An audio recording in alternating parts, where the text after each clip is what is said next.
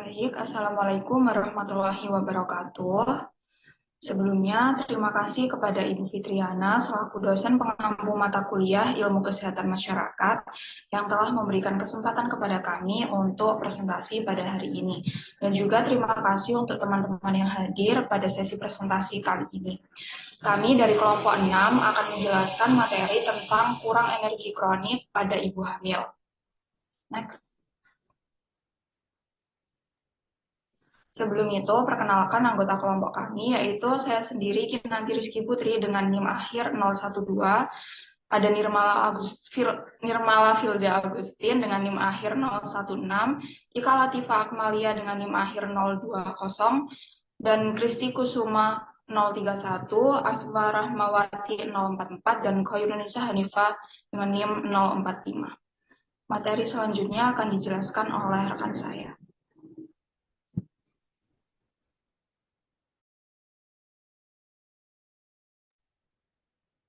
Baik, kurang energi kronis atau KEK pada ibu hamil. Proses kehamilan memegang peranan penting dalam pertumbuhan janin. Berdasarkan Rencana Pembangunan Jangka Menengah Nasional atau RPJMN tahun 2015 sampai 2019, salah satu sasaran pokok ialah meningkatkan status kesehatan gizi ibu dan anak. Gangguan asupan gizi pada masa tersebut dihubungkan dengan resiko terjadinya penyakit kronis pada masa dewasa. Gangguan gizi pada ibu hamil yang paling sering terjadi adalah kurang energi kronis atau KEK, yang merupakan suatu keadaan kurangnya asupan protein dan energi pada masa kehamilan yang dapat mengakibatkan timbulnya gangguan kesehatan pada ibu dan janin. Ibu hamil yang beresiko mengalami KEK dapat dilihat dari pengukuran lingkar lengan atas atau lila dengan nilai kurang dari 23,5 cm. Beberapa faktor resiko yang dapat mempengaruhi asupan energi dan protein pada ibu hamil antara lain umur, jumlah paritas, jarak dengan kehamilan sebelumnya, tingkat pendidikan, status ekonomi, dan frekuensi antenatal care atau ANC. KEK pada ibu hamil dapat menyebabkan risiko terjadinya anemia, pendarahan, berat badan ibu tidak bertambah secara normal, terkena penyakit infeksi, dapat mengakibatkan persalinan sulit dan lemah, persalinan prematur iminan atau PPI, dan menjadi penyebab tidak langsung kematian ibu. Lalu dijelaskan oleh rekan saya. Selanjutnya adalah program pemerintah. Salah satu masalah kurang gizi pada ibu hamil yang masih menjadi fokus perhatian adalah ibu hamil dengan risiko kurang energi kronis atau KEK.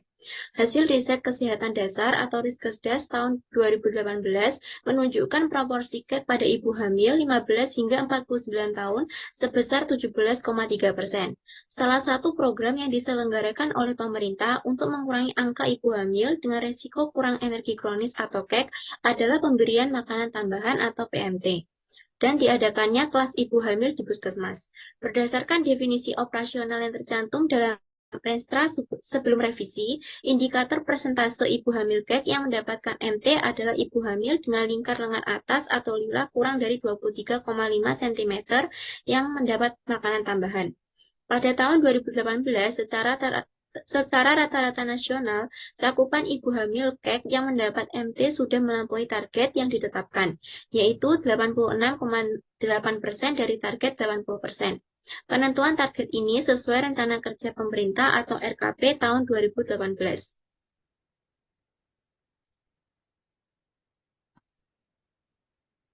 Selanjutnya, analisis keberhasilan. Yang pertama, proses pendistribusian. Pada tahun 2018, distribusi MT bagi ibu hamil KEK dilakukan sejak bulan September 2018. Berdasarkan definisi operasional indikator persentase ibu hamil KEK yang mendapat makanan tambahan yang tercantum dalam revisi Renstra Kemenkes 2015 hingga 2019, terhitung sampai dengan tanggal 5 Desember 2018. Sudah 100% puskesmas menerima MT ibu hamil KEK dari target 80%. Selanjutnya akan dijelaskan oleh rekan saya. Baik, untuk materi selanjutnya yaitu alokasi anggaran dan penyediaan makanan tambahan bagi ibu hamil. Pada tahun 2018, Direktorat Gizi Masyarakat menganggarkan penyediaan makanan tambahan bagi ibu hamil sebesar 389 miliar 445 juta rupiah atau berkisar sekitar 4.140.000 kilogram. 98% sasaran ibu hamil KEK berdasarkan survei pemantauan status gizi tahun 2017 sebesar 14,8%. Dan diasumsikan setiap ibu hamil kek mendapatkan makanan tambahan sebanyak 60 gram per hari, dan itu dilakukan selama 90 hari.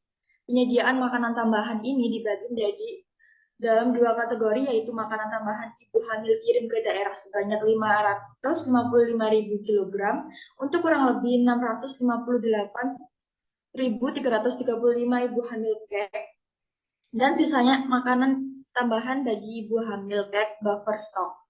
Next. Lalu untuk analisis keberhasilan selanjutnya yaitu alokasi anggaran dana alokasi khusus atau DAK non-fisik. Alokasi khusus non-fisik ini dikelola langsung oleh Puskesmas berupa bantuan operasional kegiatan.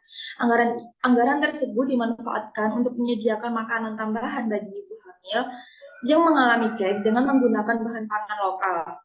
Apabila makanan tambahan yang didistribusikan oleh pusat tidak tersedia di Puskesmas. Lalu terdapat kegiatan kelas ibu hamil. Kelas ibu hamil sendiri merupakan sarana untuk belajar bersama tentang kesehatan bagi ibu hamil. Kegiatan ini dilakukan dalam bentuk tatap muka pada tahun 2017 sebesar 92,98% Puskesmas yang sudah melaksanakan kelas ibu hamil dan meningkat menjadi 95,3% di tahun 2018. Sehingga dapat diasumsikan bahwa semakin banyak ibu hamil yang meningkat pengetahuan gizinya. Lalu penyelenggaraan kegiatan pelayanan antenatal di Puskesmas. Kegiatan ini merupakan akses pelayanan kesehatan terhadap ibu hamil dan tingkat kepatuhan ibu hamil dalam memeriksakan kehamilannya ke tenaga kesehatan minimal 4 kali. Pada tahun 2017, sebanyak 86,35% sudah mendapatkan pelayanan antenatal minimal 4 kali selama masa kehamilannya dan meningkat menjadi 87,5% di tahun 2018. Materi selanjutnya akan disampaikan oleh rekan saya. Baik, untuk selanjutnya yakni peran SDM. Peran SDM yang pertama ada tenaga kesehatan. Tenaga kesehatan sendiri ada 3. Yang pertama yakni dokter. Peran dokter sangat berperan penting dalam penanganan ibu hamil kek. Dalam kasus ini, dokter yang akan mengambil tindakan dan penanganan tentang apakah kehamilan ini aman untuk dilanjutkan. Karena biasanya dokter akan menganalisa lebih dalam terkait kasus ibu hamil yang mengalami kek. Lalu yang kedua yakni ada peran bidan. Selain dokter, bidan juga sangat berpengaruh dalam penanganan kasus ibu hamil kek. Bidan berperan untuk memberi penyuluhan dari kehamilan dini dan pemeriksaan rutin terhadap ibu hamil, sehingga apabila terdapat gejala kek dapat ditangani lebih awal. Lalu yang terakhir yakni ada ahli gizi. Peran ahli gizi dalam penanganan ibu hamil kek yakni memberi edukasi dan konseling gizi yang bertujuan meningkatkan status gizi ibu hamil yang mengalami kek. Lalu ahli gizi yang akan mengatur pola makan dan kecukupan gizi pada ibu hamil. Untuk selanjutnya akan dilanjutkan oleh rekan saya. Selanjutnya yaitu kader. Kader kesehatan yang ada di lingkungan sekitar sangat berperan dalam memantau asupan gizi ibu hamil. Kader ibu hamil wajib memberikan pengetahuan tentang makanan dengan asupan gizi yang baik agar tidak terjadi kek ibu hamil. Karena kader ibu hamil menjadi salah satu penanggung jawab kesehatan ibu hamil. Selanjutnya ada suami. Suami memegang peran penting dalam menyediakan kebutuhan untuk makan ibu hamil, baik dari biaya ataupun menyediakan makanan secara langsung dengan masak sendiri. Selain itu, suami juga perlu mengetahui asupan gizi seimbang, seperti apa yang diperlukan seorang istri, karena suami adalah orang terdekat ibu hamil tersebut. Selanjutnya dijelaskan oleh rekan saya. Baik, peran SDM selanjutnya ada orang tua. Orang tua merupakan salah satu orang terdekat dari setiap anak. Saat anak mereka hamil, orang tua memiliki peran penting karena pada dasarnya orang tua, terutama ibu, sudah memiliki banyak pengalaman di masa mudanya. Orang tua berperan dalam memberikan nasihat dan dukungan pada saat anaknya hamil, di mana nasihat itu merujuk pada pola makan, pemenuhan gizi, dan makanan yang tidak baik dikonsumsi oleh ibu hamil. Selanjutnya ada saudara. Saudara merupakan kerabat terdekat yang bisa dibilang cukup mengenal ibu hamil dan hampir sering melihat tabiat ibu hamil. Dari situlah saudara memiliki beberapa peran penting demi menunjang kesehatan ibu hamil. Upaya yang dapat dilakukan saudara antara lain membuatkan makan sehat, memberikan kritik dan saran apabila tabiat ibu hamil atau kebiasaan ibu hamil tadi dapat mengganggu kesehatannya. Selanjutnya ada teman. Teman merupakan seseorang yang bisa dibilang menjadi salah satu tempat ibu hamil untuk curhat dan menceritakan segala kegelisahannya. Apalagi di masa-masa hamil ini, ibu hamil perlu ditemani untuk memantau kondisinya. Teman harus dapat memberikan saran dan masukan yang berkaitan dengan keseimbangan pola makan ibu hamil, kecukupan gizi, dan rutinitas konsultasi ke instansi kesehatan terdekat.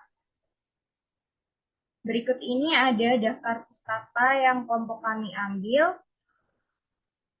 Dan sekian, terima kasih. Wassalamualaikum warahmatullahi wabarakatuh.